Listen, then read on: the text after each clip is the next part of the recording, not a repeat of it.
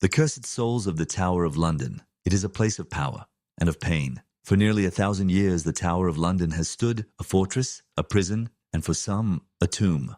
Blood has soaked these stones. Betrayal, executions, and whispered conspiracies have left their mark. And for those who met their end within these walls, their death was not the end.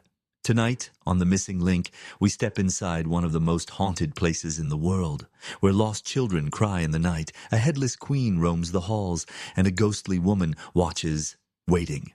For what? No one knows. The princes in the tower, the lost heirs. It began in 1483. King Edward IV was dead, and his 12-year-old son, Edward V, was set to take the throne. But power breeds ambition, and ambition breeds betrayal. Edward and his younger brother Richard were placed in the Tower of London for their protection under the watchful eye of their uncle, Richard, Duke of Gloucester. But Richard had no intention of protecting them. Weeks passed, then months, and one night, the two princes vanished without a trace. Were they murdered? Some say they were smothered in their sleep, their bodies buried beneath the tower stones. Others believe they were locked away and left to starve. But the most chilling theory? Their uncle, now crowned, Richard III, ordered their deaths to secure his throne.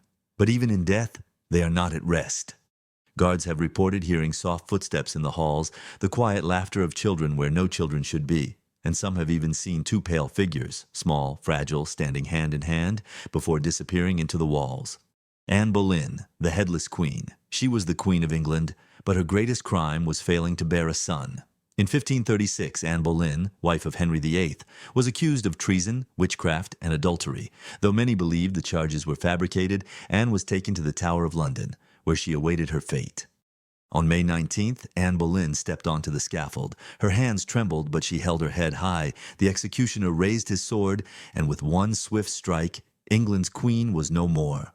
But Anne Boleyn was not finished with the tower. For centuries, her spirit has been seen wandering these halls. Some say she walks headless, her ghostly figure drifting through the corridors where she once lived. Others have seen her kneeling in the chapel where her body was laid to rest, her hands clutching something unseen, as if still waiting for justice. One soldier once claimed he saw her face to face, and collapsed from sheer terror. The White Lady, the Eternal Watcher. Not all ghosts have a name, some are just there, watching, waiting. She is known only as the White Lady, a nameless spirit who lingers in the White Tower, always standing by the window, gazing at something, someone who isn't there.